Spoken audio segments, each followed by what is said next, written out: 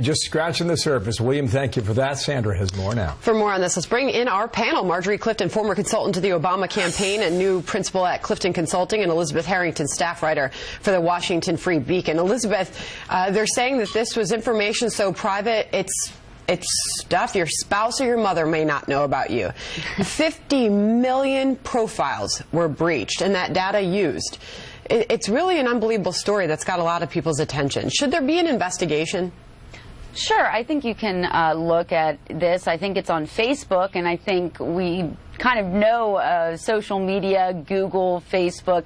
This is what advertisers do all the time, and the story here now is being targeted that the Trump campaign somehow uses data, and it taints his victory as illegitimate. Another one of these stories that tries to say that Trump's victory was somehow helped either by Russia or social media or fake news. But the problem here is, I don't think this company, you have this pink-haired vegan, Christopher Wiley, who's this whistleblower, says that Cambridge Analytica had the power to warp your perception of what is real around you. But the problem here is people didn't have to have their minds warped to vote for Donald Trump over Hillary Clinton. Well, so in the end, I don't think this affects what happened in 2016 in the election. Well, I mean, if this is using social media all of a sudden as a weapon or a campaign tool, the point is if Facebook knew that this was happening, Facebook knew and did not inform users, they would be breaking laws in multiple countries, multiple states right here in the United States and Great Britain.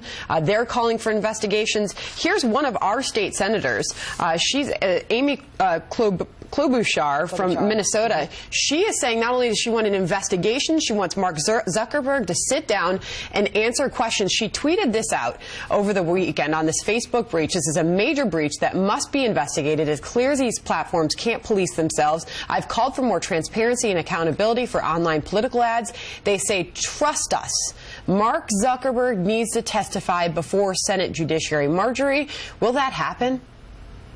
Well, this has become politicized because in this case it was used to benefit the Trump campaign. But I think the question that we're dealing with is one of the sort of the new world order with technology, because we see similar issues unrolling when our credit card data is breached, through Target. We've had major corporations deal with similar issues of who is accountable when information is sold. And to be honest, all of us are complicit, and we're also vulnerable when we put our information online in any way, because the information they took was made available by users. So I think, understanding and how companies respond to this, what we saw was when Facebook found out about this particular breach, they actually changed policies to where app providers or people who create apps can no longer ask for or obtain user data, and that's responsiveness. But I think this is part of, again, just sort of this new world order of the way we use technology. There is a huge question as to whether or not these social media companies need to face more scrutiny, and there's a lot of concern this morning in the investment atmosphere.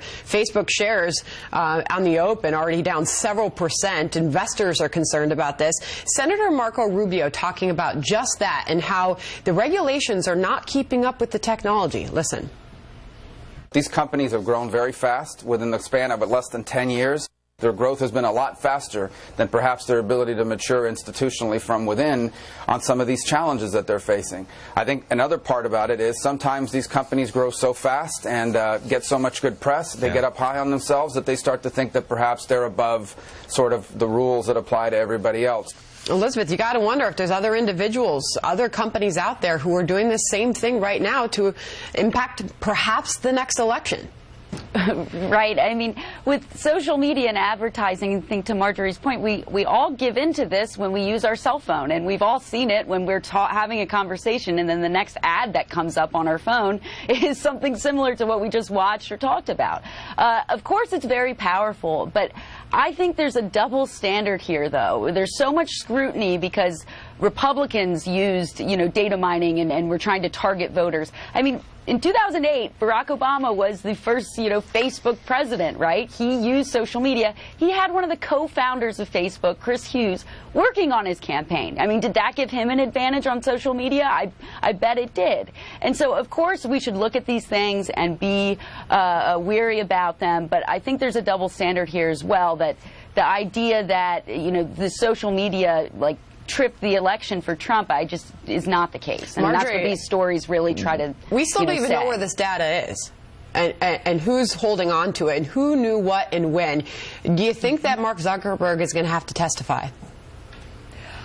Whether he has to, I don't know. Whether he will, you know, he actually has been very forthcoming and willing to sort of engage with multiple administrations at this point. And so, I mean, I wouldn't be surprised. And I'm sure he will have things to say about it. Facebook doesn't hide, but, you know, they are a target because they are the largest social media provider there is. And that happens when you're the one on the top. It's like bank robbers go to banks because that's where all the money is. And right now, Facebook is the bank. They have the greatest amount of information on users, and so they're going to be under a lot of scrutiny. It's amazing. It's a spot where people just freely give up such personal information every single day. Thanks to both of you for being here. Happy Monday to you. Thank you. That's the truth, huh?